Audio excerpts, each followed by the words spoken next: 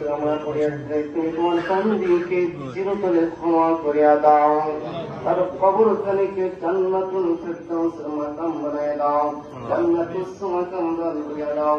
রব্বুল আলামিন তিনি জনক দেশের সকল আলেম ওলামাদেরকে ভালো জানছেন, সকল ক্ষেত্রে মানুষকে ভালো জানছেন। রব্বুল আলামিন সকলেই তার জন্য দোয়া করতেছে, মাবুদ তুমি তোমার বান্দিকে আল্লাহ চিরতরে ক্ষমা করিয়া দাও। ইমামরাও পাবেন কিনা ওদের জন্য এটা সম্মানী ভাতা। আপনার পাখির মতো গুলি করে হত্যা করলেন আফ্রিকার এত বাচ্চাদের শিশুকে, নির্দোষ ছিল তারা। আর আপনি যখন পালাবেন কেন তাহলে?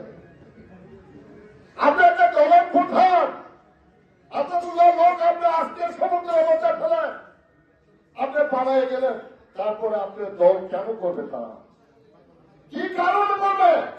চুরি করছে, ডাকাতি করছে, ভূমি দূষিত করছে, শুধু তারাই করতে হবে, তারা করবে না।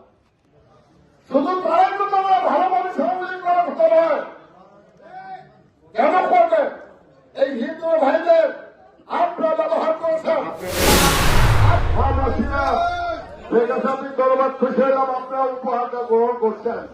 আমাদের স্লোগান, আমাদের লক্ষ্য, আমাদের উদ্দেশ্য মানুষের ভোটের অধিকার প্রতিষ্ঠা করা। Take back Bangladesh. ধানের শীষের জনজোয়ার মাঠে ঘাটে পথে বইছে, আমাদের বুকে মা জননী খালেদা জিয়া রয়েছে। ধানের শীষে জনজোয়ার মাঠে ঘাটে পথে বইছে, আমাদের বুকে মা জননী খালেদা জিয়া রয়েছে।